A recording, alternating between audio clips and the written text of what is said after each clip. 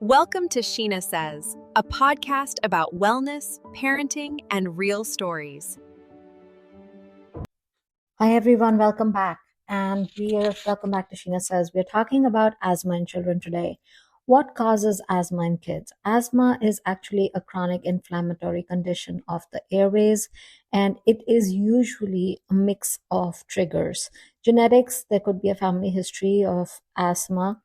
Typically, if eczema exists in the family or in the child and is suppressed at an early age, it will result in asthma. Now, allergies also end up very severe allergies also end up being termed as asthma, and frequent respiratory infections. If the child has low immunity, then they will get sick a lot faster. They will have a lot of cough and cold, and those coughs can turn brutal. And when those coughs aren't managed properly, then they become wheezing and will result in chest heaviness and also resulting in severe case of asthma. Environmental factors like secondhand smoke, air pollution, perfumes, cleaning chemicals, weather changes, all of these and stress, all of these affect the breathing and how your lungs behave. So asthma is not just a lung issue, it is an immune, inflammatory, nervous system driven disorder, which is generally very poorly managed by the Western system. And the what is generally prescribed in the conventional system is rescue medication for sudden attacks like albuterol and levobuterol. They what they do is they're just muscle relaxants. That's all they do. They just simply relax the muscles to open the breathing passageway, and that immediately shows you some result as wheezing management or coughing reducing, and the chest feels less tight and there's less shortness of breath. But the problem with these medications, and then there are controlled medications for daily use, which are the Flovent and the Pulmicort, and those are your puffs that everyone carries and uses. What they do is they reduce the airway inflammation over time. Now, most popular is, the steroid and the bronchodilator, which is they'll give you Advair and the Symbicort or the Dulera. Now, these are used for moderate to severe asthma. Now, oral meds like Montelukast or Singulair is also very popular when asthma is allergy driven or exercise induced. This Montelukast is literally prescribed for almost every asthma patient. Now, most parents do not realize that these carry side effects. The most common short acting inhalers, albuterol, side effects are jitteriness.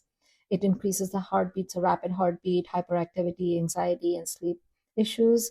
Frequent use will cause dependency and reduced effectiveness over time, and masking the underlying inflammation.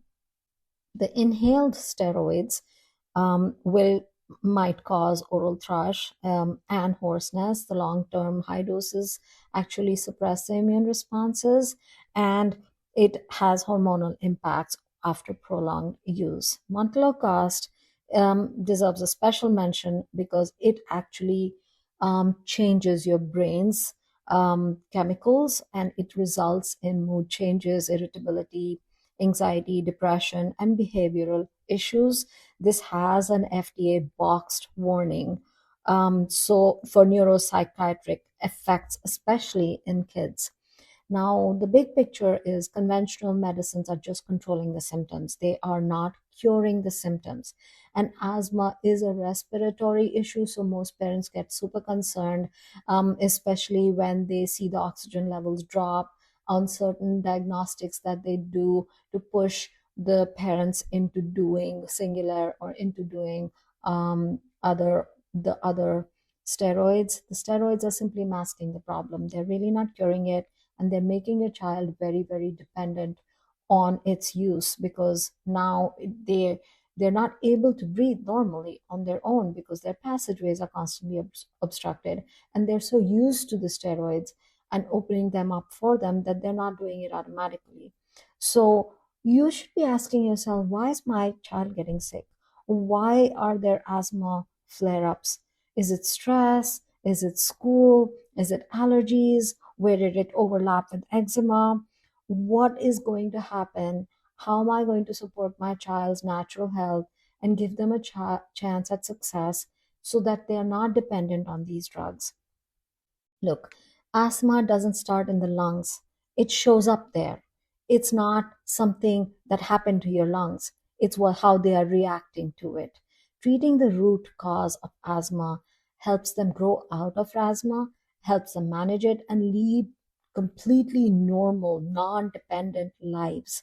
So, I would highly encourage that you explore that option for your child. Don't be fear driven. Do not think the worst case scenario. Don't just listen to the pediatrician telling you that their oxygen levels are dropping and they're not going to make it. Do not go over gloom and doom with your child. So, your children are quite capable of mouth breathing, they're capable. Homeopathy is the answer. I'm telling you guys, I have cured over 100 cases of asthma in kids alone. They can get off the inhalers, they can get off the steroids, and they can breathe on their own, and they can be naturally free of everything, no tightness in the chest, no wheezing, and they can live completely normal lives if you give it a chance. It has to be done in a very systemic, in a very um, you know productive environment where the children are, their immunity needs to be boosted, and they have to stay functional.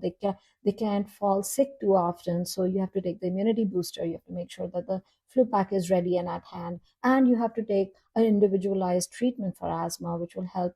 Each individual child is different, so there's no generalized treatment, but individual treatment does exist. It's super effective, and if you give your child a chance to get past it, then they will be able to be free of it for the rest of their lives instead of being dependent on steroids and inhalers, which will cause further side effects going down the road and lead to further autoimmune. So you have to ask yourself, do you want are you in this for the long haul and give them the results that they need and give them a cure? Or are you just going to do quick fixes and keep putting band aids and get them dependent on stuff? That's something that you have to ask yourself. You have to choose health, and you have to choose natural health over just dependencies in the long run. To me, the cure is the answer. Palliative measures are simply managing the symptomology, it's not fixing the problem at all. Give your child the gift of natural health. Go read about it, research about it. Please look into it, because all the drugs that they are being given is going to hurt their immune system. It's going to suppress it, and it will make them even more reactive to the bacteria around them. It will make them even more um, susceptible. That's not the answer. That's not what we're looking to do. We are looking to empower our kids. We are looking to make them stronger, not weaker. So look into homeopathy as an option. I would also strongly recommend using, if you are on an inhaler or a steroid currently, use it only as a backup measure. Don't use it as a front end measure. You can wean yourself off if done correctly, but I would highly recommend doing it under professional care.